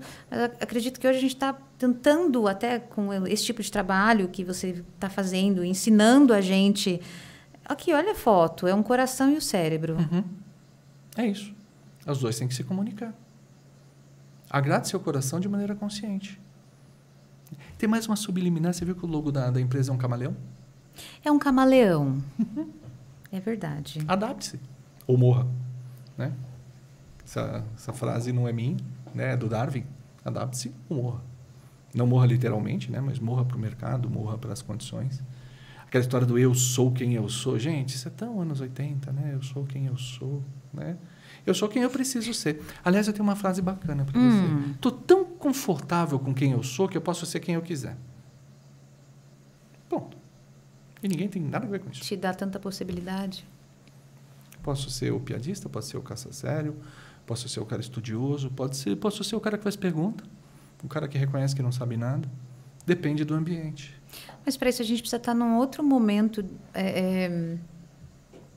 não sei nem se é de autoestima, né? Mas de autoconhecimento. Concordo plenamente. E, mais uma vez, a gente tem um lugar... É claro que hoje a gente tem muito mais acesso a conhecimento, muito mais. O que você está falando do YouTube, de qualquer coisa, de páginas como a nossa, que trazendo temas assim como o seu... mas ainda é um tabu, né? E a gente tem falado tanto, esse mês agora a gente está gravando aqui em setembro de 22, outubro, gente. Outubro, então é outubro de 22. É outubro, meu povo. Outubro de 22, a gente tem falado muito sobre saúde psicológica, segurança psicológica. Inclusive, esses dias foi o dia de alguma coisa. Ontem, né? Foi o dia de quê? Dia Mundial da Saúde Mental. Da saúde mental. Da saúde mental. É isso. E aí nós voltamos a um ponto que a gente tocou agora há pouco aqui atrás. Por que a nossa saúde mental está tão comprometida no ambiente de trabalho? Porque eu confundo quem eu sou com o que eu faço. Se você interiorizar, e é disso, né? Quando eu, o Fábio, a Adriana, a gente criou a academia, a gente criou com esse propósito. As pessoas precisam estar mais seguras, sofrer menos. Né? Então, separa. Quem você está protegido. E eu vou te contar uma coisa, a gente vai passar a vida inteira tentando descobrir quem nós somos e não vamos ter a resposta. Edson, é uma coisa clássica que eu vejo, que a gente como pais, né, qualquer pessoa que está assistindo, e tios e madrinhas, qualquer pessoa, uma coisa que me incomoda muito, e é isso que tem muito a ver com o que você está falando, a criança faz alguma coisa errada e você fala, nossa, você é feio fazendo você isso. Né? Você é. Nossa, é terrível. Nossa, você é, sei lá, ao invés de falar o comportamento... Você é malcriado, hein? Você é malcriado. Você é, sei lá o quê, e xinga a criança, né? Muitas vezes. Ao invés de falar o seu comportamento está sendo feio. Porque o comportamento você pode mudar. Agora você vai fazer o que com você? Exatamente. E aí a gente cresce pensando o quê? Que eu sou aquilo. Eu eduquei meus filhos para eles ouvirem o seguinte, eu te amo, mas agora você está errado. Sim, eu te amo e você não vai fazer isso. É aquele feedback que eles falam, né? Do Ponto. sanduíche. Você falou uma coisa, eu te amo, mas, bebê, você não vai. Isso aqui não é uma democracia, é uma família. Se fosse democracia, tinha eleição para pai. Como eu não fui eleito, quem manda sou eu. Né? E coisa simples. E uma das coisas que eu falo muito é o seguinte, vai chegar uma hora que você não vai precisar mais da inteligência comportamental. Não vai mais precisar. Quando você não depende de recursos de terceiros para nada, você tem autoridade para falar e pensar o que você quiser. Por isso que velhinhos que já estão com a sua aposentadoria, assim, eles falam o que vem na cabeça. É verdade. Eles não dependem mais de ninguém. Agora, enquanto alguém tiver que te comprar um produto seu, enquanto alguém tiver que te pagar um salário, enquanto alguém tem que te dar uma nota na faculdade, você ainda depende de conceitos externos. Então, neste momento, você depende de harmonia com o ambiente. O dia que você não precisa mais, acabou. Aí tudo bem. E não é só dinheiro, né? Percebe que não é só dinheiro, tem aceitação de todos os níveis. Agora, o dia que eu não tiver mais que ser aceito por ninguém, aí eu posso ser quem eu quiser. Bom, acabou. Você está me dizendo, então, que eu preciso entender os meus comportamentos, preciso entender o comportamento do ambiente também e usar isso ao meu favor. Sempre. Estratégia pura.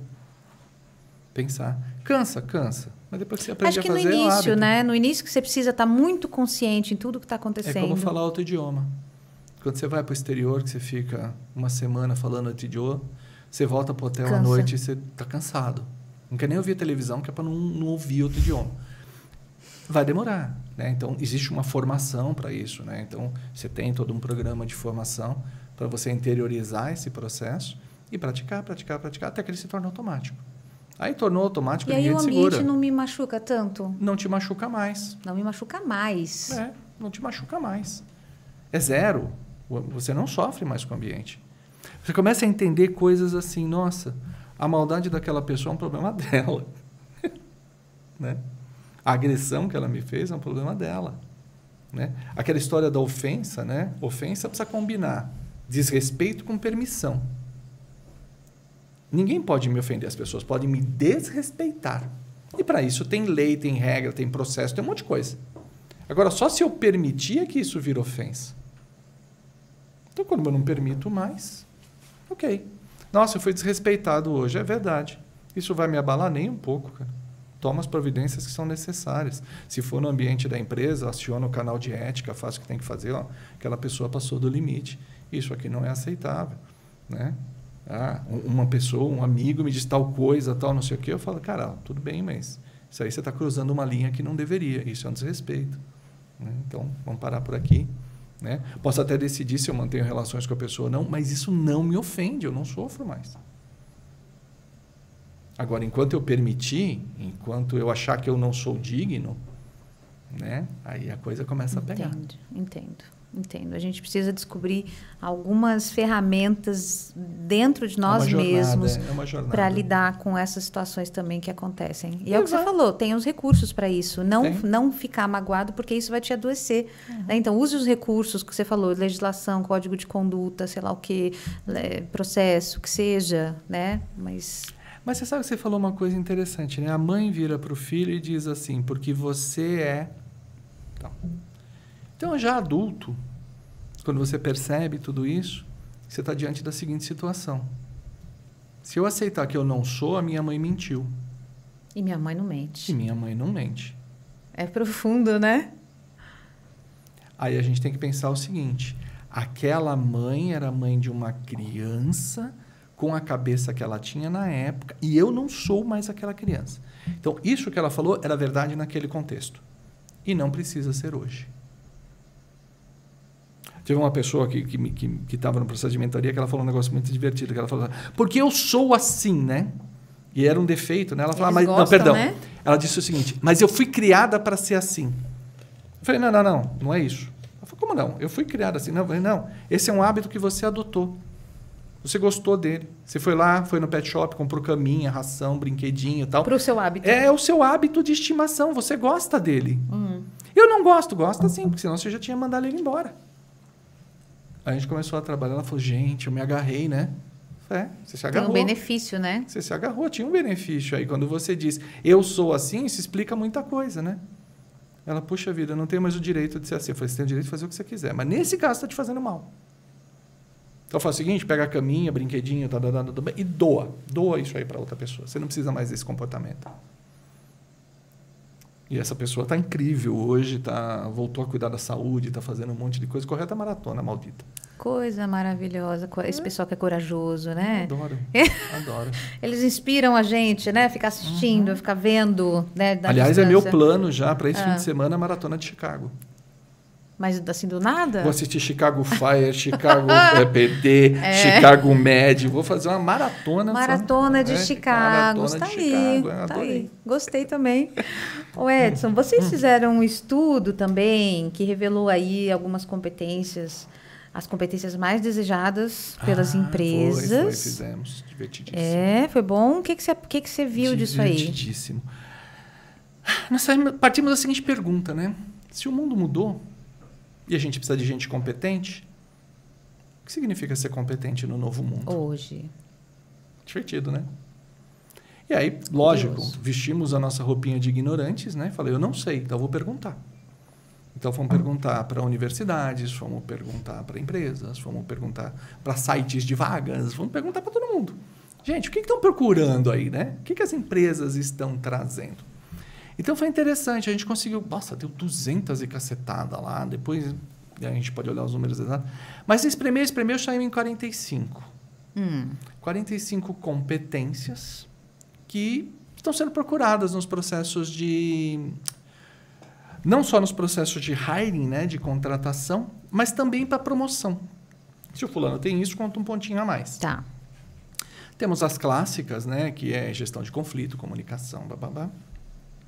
Mas também apareceram umas coisas novas que eu achei bem interessante.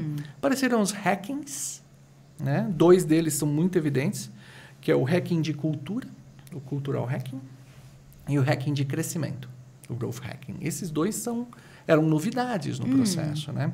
Então, quando a gente fala assim, hacking, vem na nossa cabeça a figura do hacker, né? Mas hacking, na verdade, é atalho. Né? O hacker é um cara que encontra atalho no seu computador. Então, você fazer um hacking, né? Ou fazer um hack, né? É achar um jeito diferente de fazer uma coisa. Acho que a melhor tradução de hacking para português seria gambiarra. Né? É o jeitinho. Um jeito rápido de fazer alguma coisa. Então, existem, por exemplo, hackings de cultura. Como que eu posso fazer a cultura rodar a meu favor? E olha como isso conversa com o ambiente soberano. Né? O que é um hacking de cultura? Então, como é a cultura da nossa empresa? Nós somos formais? Nós somos informais? Né? Nós somos rápidos? As coisas são aprovadas? Não são aprovadas? Né? Como é que é a gestão financeira da nossa empresa?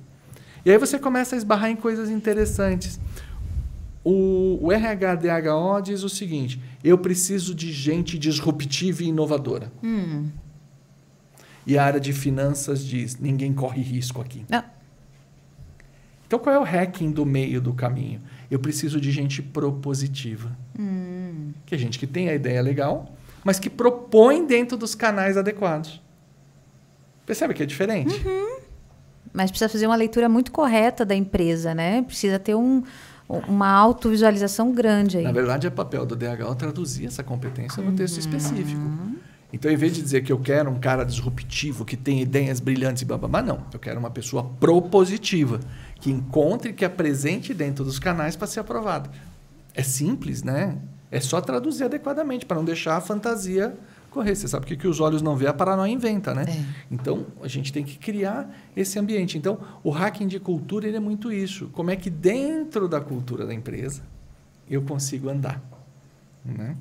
Porque, mas quer dizer que a cultura não muda? Não, a cultura muda sim. Mas para mudar a cultura, você tem que estar com a tua cordinha amarrada muito lá em cima.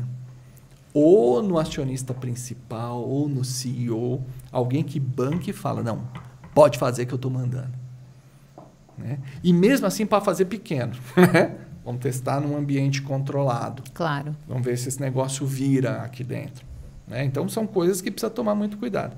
Então, esse hacking de cultura, ele me pareceu bastante interessante. E tem o hacking de crescimento. E aí, volta um pouquinho no que a gente estava falando, né? Quando a gente fala de crescimento, o growth hacking, ele nasceu do conceito das startups. Como crescer rápido, né? Crescer e multiplicar. Como é que a contabilidade cresce rápido, então? Uma pergunta boa, né? Como é que a controladoria cresce rápido? Como é que o jurídico cresce rápido? Quer dizer que estas pessoas das áreas meio e área de suporte não têm direito a ter growth hacking? Aí você vai, analisa e fala, growth não é só crescer. Também tem uma tradução que é desenvolver. Aí é legal. Como é que eu desenvolvo o meu trabalho? para que ele custe menos, para que ele seja mais eficiente, para que ele melhore e tal. Então, esse processo de tradução, essa pesquisa nossa, ela está muito ligada a isso.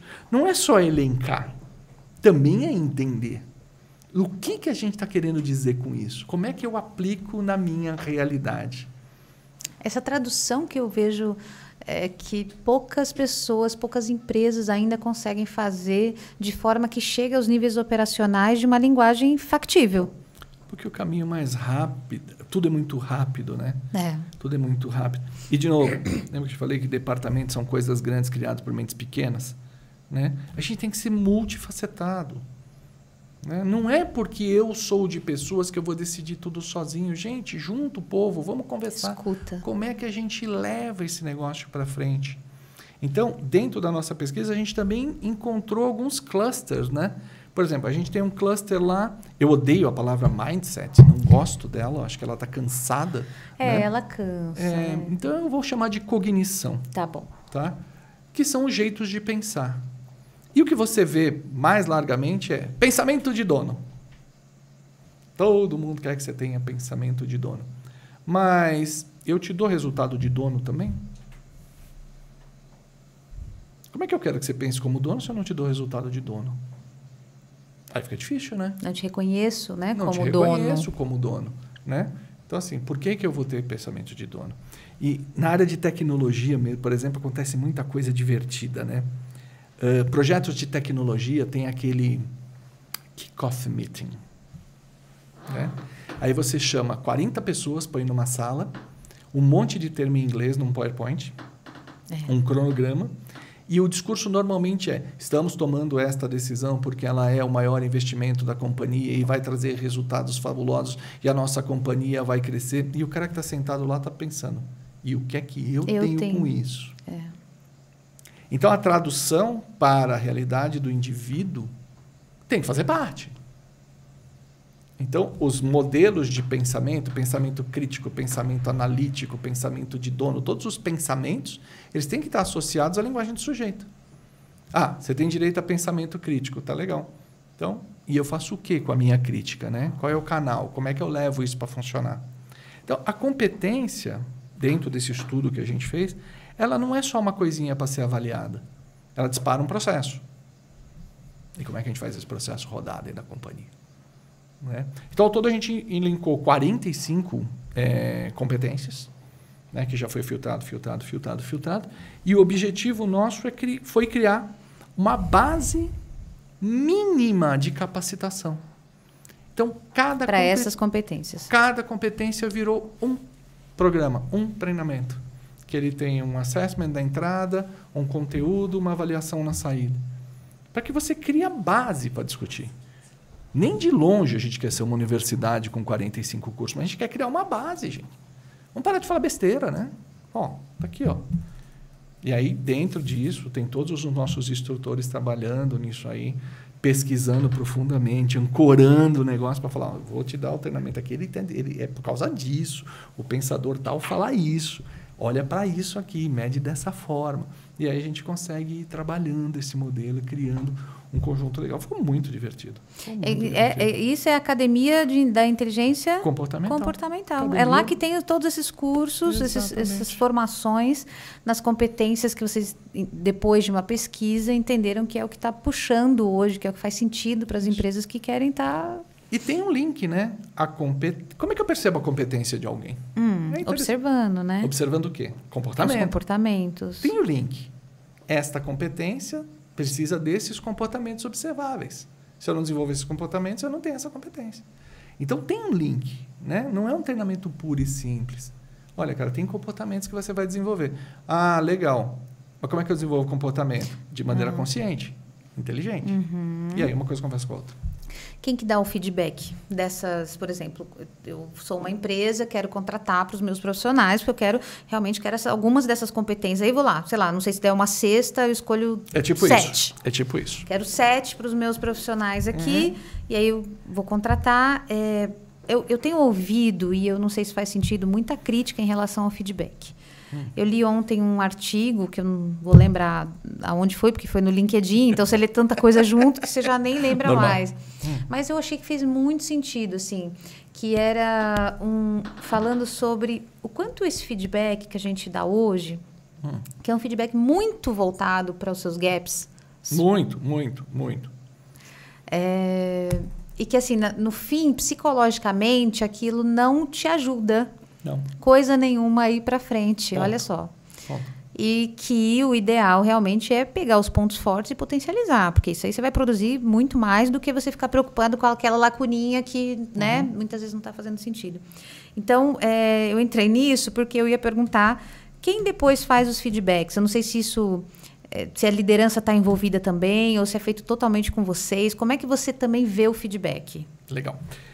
Primeiro, vamos falar por que o feedback é assim. Por que a gente olha para o negativo? Tem uma questão econômica. Tem uma questão econômica por trás disso. E psicológica também, né? Porque Sempre. a perda dói mais do que... Sempre. A perda de R$10 dói mais do que o ganho de R$100. Pensa você mesmo. Quanto tempo você demora para esquecer um elogio e quanto tempo você demora para esquecer uma porrada? Parece que a porrada gruda. É verdade. Porque é um mecanismo de defesa, né? Nós só estamos aqui porque o nosso ancestral da caverna, ele aprendeu com os erros. Quando ele se machucava, ele não fazia de novo. Né? Então, assim, a gente... É genético. A gente aprendeu a guardar a dor para não repetir. É verdade. Algumas pessoas repetem. Tem gente que tem o dedo podre, casa com uma mulher igual, ou marido igual. Tal. Gente. Mas tem uma questão econômica, que é a seguinte. Nós temos que ter o máximo de competências com o mínimo de pessoas. Questão econômica. Tá. Imagine, num mundo perfeito, onde ninguém ganhasse salário, que eu tenho uma pessoa que é excelente em falar. Então, eu tenho o cara só para falar. Eu tenho outro que é excelente em desenhar. Eu tenho o cara só para desenhar. Eu tenho outro que é excelente só para criticar. Aqui já são 3 salários. Eu tenho outro que é excelente para planejar. Tenho 4. Não é melhor eu pegar um cara que planeja, critica, fala e escreve? Então, a gente começou a criar grades multidisciplinares que ninguém consegue atender. E aí vem o feedback do negativo. Você tem que desenvolver isso, porque isso está faltando na minha expectativa do que é um cara perfeito. Então, tem um conceito econômico por trás do feedback ruim. Ponto. Está aqui. Segundo, lembra que foi do mito do esforço? Ainda tem alguns líderes que estão presos lá na década de 70 com aquela mentalidade. Na minha vez, ninguém me alisou, não. Eu sofri, você vai sofrer também. É a puta mentalidade idiota, né? Quando eu troco com essas pessoas, eu pergunto, você também está impondo para o teu filho todo o sofrimento que você teve? Não, por quê? Só porque ele é teu filho? Né? Então, vamos pensar diferente, né? Vamos fazer o seguinte, eu errei daqui até aqui. Então, isso aqui, eu já te conto, você não erra mais. Então, você erra daqui para frente. Pô, melhor, né? Claro. Então, trabalhar esse conceito do feedback, ele está muito ligado com isso, né? E tem algumas pessoas que ainda acham que o elogio deixa você frouxo. Mas isso é outra história, né? Isso é cada um com o seu psicológico, tá? Como é que a gente resolve o problema? Competência associada a um OKR, a um KPI. Né? Qual é o seu objetivo estratégico? Porque, na hora de escolher a cesta, eu quero pensamento de dono. Por quê? Porque você acha bonitinho? Então não vai rolar. Quais são as ações novas que precisam ser desenvolvidas a partir disso? Então, se a gente desenvolver esses hábitos aqui, hábitos observáveis, primeiro feedback que nós vamos fazer é o seguinte, no ecossistema em torno dessa pessoa, vamos fazer uma média de observação do comportamento. Ele está sendo observado, sim ou não? Esse é o primeiro feedback. Fulano está pondo em prática. E o segundo é resultado de negócio. Para cada tostão investido em desenvolvimento, quanto está trazendo de resultado. Sem essas duas figuras, não adianta você dar feedback. Feedback é achômetro. E aí nós temos que abrir uma discussão que muita gente não está pronta. Não gosto de você, mas você traz resultado. Não está pronto para essa discussão. Você é ético, você traz resultado, está tudo. Eu simplesmente não gosto de você. E a gente não está pronto para discutir isso. E eu não gosto de você porque talvez você seja tudo aquilo que eu queria ser e não tive coragem. Né? E aí, como é que a gente faz? Né? Eu não gosto da sua liberdade. Outro dia eu usei essa expressão, né? Fulano disse, não, o departamento do outro é uma bagunça. Eu falei, ele se encontra lá? Se encontra. Ele entrega? Entrega. Então, eu vou te dizer uma coisa, não é uma bagunça. Ele tem uma liberdade que você não reconhece. Você não se entende na liberdade dele. mas longe de ser uma bagunça. Não, mas não foi assim que eu aprendi. Foi você que aprendeu, não ele. Então, você vê que as mentorias normalmente não são muito delicadas, né? Nossa, gente, eu ia até me inscrever para uma mentoria lá, mas estou retirando a minha candidatura aqui, ó. Mas, normalmente, elas não são muito delicadas mesmo por causa disso, né? Porque você tem que confrontar crenças muito enraizadas. Enraizadas da infância. Muito enraizadas, né? Essa questão do protocolo, do tudo tá certinho, tudo tá limpo e tudo mais, e não funcionar. O que é melhor, né? O funcionar caótico ou não funcionar organizado? Perguntas difíceis de responder. Bastante. Aí você entra em mundo ágil, né? Tem várias coisas que a gente pode conversar sobre isso. Cara, que é uma bagunça do que o mundo ágil. Os agilistas vão falar, meu mundo não é uma bagunça. Ok, mas ele tem uma liberdade que muita gente não reconhece. Vamos experimentar para ver se vai dar certo? Nossa, eu tenho gente que sobe na cadeira se você falar isso. Como você não sabe se vai dar certo? Não sei, a gente tem que experimentar. Por isso mesmo, né? Por isso que... E inovação é isso, inovação né? É conseguir isso. experimentar. Nem que seja num ambiente controlado, num ambiente menor, mas poder inovar, poder experimentar o novo, né? Isso, então é curiosíssimo. Né? E é isso, dentro desse modelo das competências, a gente trabalha muito isso. Associar. Então, eu acho que o grande trabalho que a gente fez, né? Se você me permitir fazer um pouquinho de autoelogio aqui, Faça. Primeira coisa, eu não sei tudo. Então, eu vou perguntar para quem sabe. Acho que essa é a primeira coisa. Mas não vou perguntar só para acadêmicos, porque a gente sabe como um acadêmico pensa. Então, vamos pôr um dedo no mercado também. Vamos conversar com sites. Mas não vou pensar só Brasil. Então, vou falar com universidades brasileiras e norte-americanas. Por que norte-americanas, né? Porque você baba ovo de americano? Não. Porque pela primeira vez esses caras estão enfrentando uma inflação. Maior que a nossa, né? E os caras estão tendo que correr. Então, assim, nunca foi tão importante buscar novas competências. O tio Sam está contra a parede agora. Né? O American Dream não está mais entregando o que precisava entregar. Então, essa nova visão das competências atingiu os caras como um meteoro. Um negócio muito pesado. Então, é legal conversar com eles. Virou a mesa, né? Do nada, virou a mesa. Virou a mesa. E a contrapartida também, né, Edson? Como você está falando do pensamento de dono, né? Acho que até aqui a gente sempre falou que a pessoa tem que vestir a camisa. Você está falando sempre do funcionário, da ação do funcionário. O funcionário tem que fazer isso, tem que ficar até mais tarde, tem que fazer... Mas acho que agora o negócio está jogando, tipo, você quer que ele faça? O que você vai fazer? Como é que você está conquistando ele? Porque eu posso conquistar o corpo, mas eu preciso conquistar a alma e a mente. Né? E aí é legal porque num desses Como eu seduzo, né? Você falou. Seduzir. E um desses clusters, que para mim foi o mais legal, é o de saúde mesmo. Então, vamos lá. Como é que está teu equilíbrio entre profissional e pessoal? Nunca ninguém falava, não se falava nisso. Menina, essa semana, um tabu. Essa semana, pela primeira vez, eu dei uma palestra de equilíbrio em CIPA. Prevenção a acidentes. Porque se o cara está desequilibrado, ele está recorrendo ao risco de acidente. Sim. Nunca eu tinha sido chamado para dar uma palestra dentro de uma CIPA. E foi muito legal. Foi muito legal. Né? Porque era assim, a proposta era equilíbrio entre vida profissional e pessoal. Eu já meti com o pé na porta, já dizendo o seguinte, quem disse que são duas vidas? Ponto. Uma está tão dentro da outra que não existe isso. Não dá mais. Não dá para a gente decidir até onde começa a pessoa, onde termina o crachá. Tem que conviver com essa bagunça organizada, né? Com essa liberdade. É verdade, Edson. Bom,